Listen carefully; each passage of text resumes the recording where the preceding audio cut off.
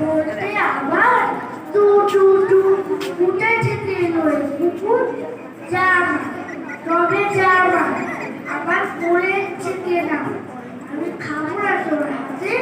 আমি খাবো না তোর পাতে যদি পোকা না হয়ে আমি বোনের কুকুরা দিয়ে তবে পাশে যায় না আমার রাত্রে শিকড় দিয়ে সত্যি করে বল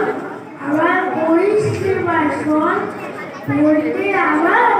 অত বাঘা পাখি শিকল কেটে দিতে যাইতে ফাঁকি তবে না দিয়ে দিবে।